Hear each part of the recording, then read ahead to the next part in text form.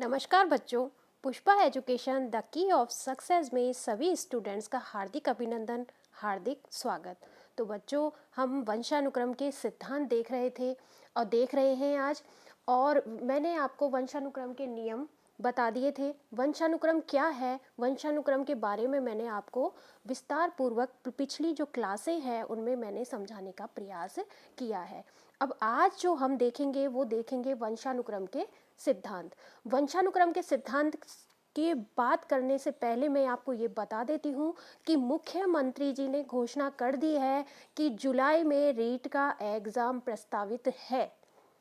तो बच्चों, आप जोश के साथ में अपने इस रीट को पार करने के लिए लग जाएं। डेली आपके वीडियो आएंगे, शॉर्ट वीडियो होंगे और आपको बहुत अच्छे से समझाया जाएगा। एग्ज़ाम में इसमें से किसी भी तरह से कोई भी चीज़ बाहर नहीं जाएगी जो भी मैं यहाँ पर आपको पढ़ाऊँगी। तो आज हम वंशानुक्रम के सिद्धांतों के बारे में बात कर लेते हैं। वीडियो को स्टार्ट करने से पहले मैं आपको ये बता देना चाहती हूँ कि अगर आपको मेरे वीडियो समझ में आ रहे हैं, ये साइकोलॉजी आपको समझ में आ रही है, तो मेरी वीडियो को लाइक करें, सब्सक्राइब करें, कमेंट करें और अपने जो फ्रेंड्स हैं, जो भी बच्चे रीट की तैयारी कर रहे हैं, उन सभी स्टूडेंट तक ये Pushpa education the key of success जो चैनल है वो पहुंच जाना चाहिए बच्चों, जिससे कि सभी इस साइकोलॉजी से लाभान्वित हो सके और रीट में अच्छे मार्क्स ला सके। तो मैं अपने वंशानुक्रम के सिद्धांत को स्टार्ट करती हूँ। माँ सरस्वती को नमन करते हुए हम आज वंशानुक्रम के सिद्धांत को देखते हैं। तो जो पहला सिद्धांत है हमारा, वो सिद्धांत है बीजमैन का जनन द्रव्य की निरंतरता का सिद्धांत। तो देखिए बच्चों, इसमें इन्होंने ये बताया है, इस सिद्धांत के अनुसार शरीर का निर्माण करने वाला जनन द्रव्य कभी भी नष्ट नहीं होता। इस सिद्धांत के अनुसार शरीर का निर्माण करने वाला जनन द्रव्य कभी भी नष्ट नहीं होता। यह पीढ़ी दर पीढ़ी निरंतर हस्तांतरित होता रहता है। ये पीढ़ी दर पीढ़ी क्या होता रहता है? निरंतर हस्तांतरित होता रहता है। और यही कारण है कि एक पीढ़ी से ये दूसरी पीढ़ी में गुणों का संचरण होता रहता है। जैसे कि आपने देखा कि एक पीढ़ी से दूसरी पीढ़ी में जो गुण होते हैं, जो हमारे बच्चों में जो हमारे पूर्वजों के गुण आते रहते हैं, तो एक पीढ़ी से दूसरी पीढ़ी में जो गुणों का संचरण होता है वो बीजमैन का जनन द्रव्य की निरंतरता का सिद्धांत बता रहा है। ये यहाँ पर जो क्वेश्चन आएगा वो क्वेश्चन इसी तरह आएगा कि जनन द्रव्य की निरंतरता का सिद्धांत किसने दिया? तो आप यहाँ पर बताएंगे कि बीजमैन ने दिया। नेक्स्ट हम देखेंगे उपार्जित गुणों के असंचरण का सिद्धांत। उपार्जित गुणों के असंचरण का सिद्धांत देखिए, असंचरण का सिद्धांत। इस सिद्धांत के अनुसार बालक में अर्जित गुणों का संचरण नहीं होता। इसके समर्थक कौन है? इसके समर्थक है बीजमैन। देखिए यहाँ पे देखिए कि उपार्जित का अर्थ होता है अर्जित, यानी जो हमने अर्जित किया है, जो हम यहाँ पर आकर के सीख रहे हैं, जो भी हम अपने आप के अंदर ग्रहण कर रहे हैं, अर्जित कर रहे हैं, उनको कहते हैं उपार्जित। अब देखिए इसमें जो है बीजमैन ने बताया है कि जो गुण अर्जित होते हैं वो गुण संचरण नहीं होते। इन्होंने क्या बताया कि बालक में अर्जित गुणों का संचरण नहीं होता। इन्होंने जो प्रयोग किया वो प्रयोग किया चूहों पर। किस पे प्रयोग किया? चूहों पर प्रयोग किया। चूहों पर प्रयोग किया। और इन्होंने क्या प्रयोग किया? तो बच्चों अच्छे से ध्यान से सुनिए। इन्होंने कुछ चूहों को इकट्ठा किया और एक कमरे में बंद कर दिया और उन चूहों की वो पूंछ को काटने लग गए। पूंछ को काटने लग गए। जब बहुत दिनों तक ये उन चूहों की पूंछों को काटते रहे, लेकिन जब उन कटी पूंछ के चूहों से कभी भी ऐसा नहीं हुआ कि उनके जो संतान हुई, जो उनके बच्चे हुए, जो चूहे हुए, उन चूहों की पूंछ कटी हुई आई हो। तो इनका कहने का मतलब है कि जो गुण अर्जित किए जाते हैं उन गुणों का संचरण हमारी पीढ़ी दर पीढ़ी नहीं होता है। तो ये उपार्जित गुणों का असंचरण का जो सिद्धांत है वो बीजमैन ने दिया है, बीजमैन ने दिया है।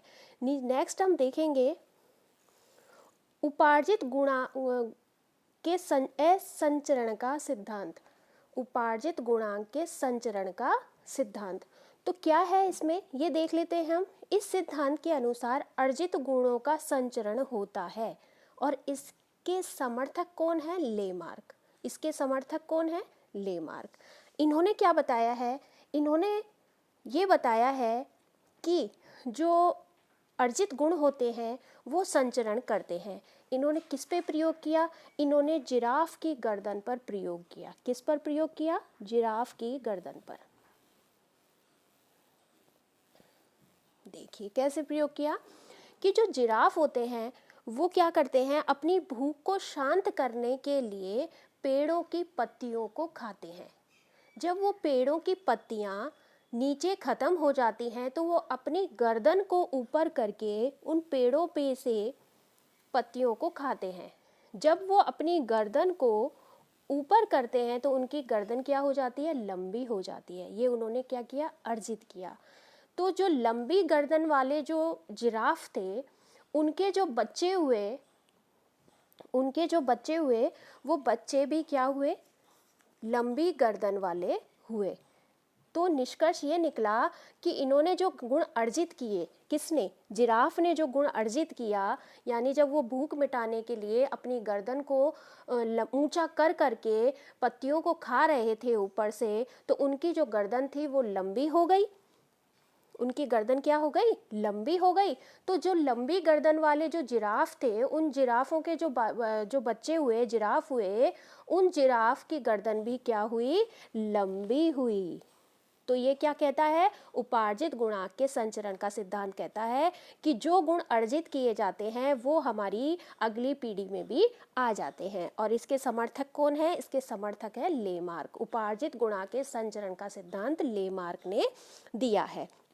नेक्स्ट देखेंगे गाल्टन का जीव सांख्यिकी बायोमेट्रिक सिद्धांत। ये सिद्धांत कहता है,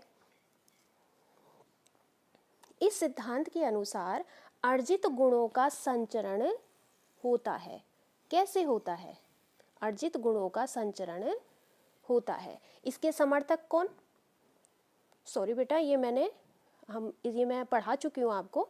गाल्टन का जीव सांख्यिकी बायोमेट्रिक सिद्धांत इन्होंने दिया है। इस सिद्धांत में इन्होंने बताया, इस सिद्धांत के अनुसार बालक में गुणों का संचरण केवल माता पिता से न होकर पूर्वजों से भी होता है। गाल्टन ने क्या कहा? ये कहा कि जो माता पिता हैं उनसे ही ना हो करके जो गुण हैं उनके पूर्वजों से भी, यानी दादा दादी, नाना नानी और पर नाना नानी से भी, पर दादा दादी से भी उनके गुण हमारे बच्चों के अंतर्गत आ जाते हैं। तो ये सिद्धांत क्या कहता है? ये सिद्धांत कहता है कि माता पिता से न होकर के पूर्वजों से भी गुणों का संचरण होता है। तो गाल्टन का जीव सांख्यिकी बायोमेट्रिक सिद्धांत। नेक्स्ट देखेंगे मेडल का सिद्धांत, वर्ण संकरता का नियम। मेडल ने जो क्या किया? मेडल ने मटर के दानों व काले व सफ़ेद चूहों पर प्रयोग किया और फिर प्रयोग करने के बाद में उन्होंने निष्कर्ष निकाला कि एक ही माता पिता से उत्पन्न संतानों में भिन्नता पाई जाती है। यानी आपने ये देखा होगा कि एक जो माता पिता हैं उनके जो अगर एग्जाम्पल में देखें कि एक माता पिता हैं, उनकी जो 4 संतानें हैं वो चारों ही संतानें अपने में भिन्न भिन्न होती हैं, यानी एक दूसरे से भिन्न होती हैं। वो शरीर में भी हो सकती हैं, आकार में, बुद्धि में और सीखने की क्षमता में एक दूसरे से अलग अलग होते हैं। उनकी जो शक्लें होती हैं वो भी अलग होती हैं, उनकी बुद्धि जो होती है वो भी एक दूसरे से भिन्न होती है, उनकी जो सीखने की क्षमता होती है वो भी भिन्न होती है। यानी कोई औसत बुद्धि का होता है, कोई प्रतिभाशाली होता है, कोई सृजनात्मक होता है। तो उनकी जो सीखने की जो क्रिया है वो अलग अलग, उनमें भिन्नता पाई जाती है। तो मेडल ने किस पे प्रयोग किया? मेडल ने प्रयोग किया मटर के दानों और सफ़ेद चूहों पर। तो आज हमारा जो ये सिद्धांत है ये सिद्धांत कंप्लीट होते हैं। पहला जो सिद्धांत हुआ बीजमैन का जनन द्रव्य की निरंतरता का सिद्धांत। ये सिद्धांत कहता है कि जो गुण होते हैं वो पीढ़ी दर पीढ़ी निरंतर हस्तांतरित होते रहते हैं, यानी गुणों का संचरण होता है। नेक्स्ट है उपार्जित गुणों के असंचरण का सिद्धांत। देखिए, उपार्जित गुणों का असंचरण का सिद्धांत ये किसने दिया? असंचरण किसने दिया? ये दिया बीजमैन ने। किसने दिया? बीजमैन ने दिया। अब नेक्स्ट देखेंगे उपार्जित गुणों के संचरण का सिद्धांत, और ये किसने दिया? ये दिया लेमार्क ने। उपार्जित गुणों के संचरण का सिद्धांत लेमार्क ने दिया, और लेमार्क ने किस पर प्रयोग किया था? जिराफ पर प्रयोग किया था। उन्होंने देखा था कि जो जिराफ है वो भूख से, जब उनको भूख लगती है तो वो पेड़ों की पत्तियां खाते हैं, और पेड़ों की पत्तियां जब खाते हैं तो नीचे की जो पत्तियां खत्म हो जाती है तो वो अपनी गर्दन को ऊंचा कर करके पत्तियां पेड़ों पर से खाते हैं। तब जब ऊंचा करते रहते हैं और यही क्रिया बार बार जब दोहराई जाती है तो उनकी क्या होती है? गर्दन लंबी हो जाती है। और जब लंबी गर्दन वालों के जो बालक, जो बच्चे पैदा होते हैं, यानी जो जिराफ पैदा होते हैं, वो लंबी गर्दन के ही होते हैं। तो इन्होंने ये कहा कि जो गुण अर्जित किए जाते हैं वो गुण भी उन गुणों का भी संचरण होता है। नेक्स्ट हमने देखा था गाल्टन का जीव सांख्यिकी बायोमेट्रिक सिद्धांत। इस सिद्धांत के अनुसार भी बालक में गुणों का संचरण केवल माता पिता से नहीं, न होकर के पूर्वजों से भी होता है, यानी दादा दादी, नाना नानी, पर नाना नानी और पर दादा दादी, यानी हमारे पूर्वजों से भी जो गुणों का जो संचरण होता है वो चलता रहता है। नेक्स्ट देखा था मेडल का सिद्धांत, और इन्होंने भी यही कहा था कि एक जो माता पिता होते हैं उनकी जो संतानें होती हैं उन संतानों में भी भिन्नता पाई जाती है। और उन्होंने किस पे प्रयोग किया? इन्होंने मटर के दानों पर और सफ़ेद चूहों पर, काले और सफ़ेद चूहों पर इन्होंने प्रयोग किया। इसमें बस देखने वाली बात है कि किसने किस पर प्रयोग किया, और जो क्वेश्चन बनेंगे बच्चों, उन क्वेश्चंस को हम आगे आने वाली क्लासों में हम ज़रूर देखेंगे। यदि आपको वीडियो अच्छा लगता है तो बच्चों कमेंट करें, शेयर करें और सब्सक्राइब ज़रूर करने चैनल को, जिससे कि आपको आने वाले जो नोटिफिकेशन है, जो मैं वीडियो डालती हूँ उनका नोटिफिकेशन है, जो आपको समय पर उपलब्ध हो जाए। तो बच्चों, घोषणा हो चुकी है कि जुलाई में रीट का एग्ज़ाम है, और अभी से इसी वक्त से आप अच्छे से तैयारी कर लें, तैयारी स्टार्ट कर दें। और जो बच्चे अपनी तैयारी में पहले से लगे हुए हैं उनके लिए भी मेरे वीडियो बहुत ही काम आने वाले हैं, बहुत ही सहायता प्रदान करेंगे ये वीडियो। और वीडियो अच्छे लगते हैं तो बच्चों शेयर कमेंट ज़रूर करें, सब्सक्राइब करें, नोटिफिकेशन जिससे कि आपके पास उपलब्ध हो जाए। और माँ सरस्वती को प्रणाम करते हुए मैं ये क्लास यहीं पे समाप्त करती हूँ। नमस्कार।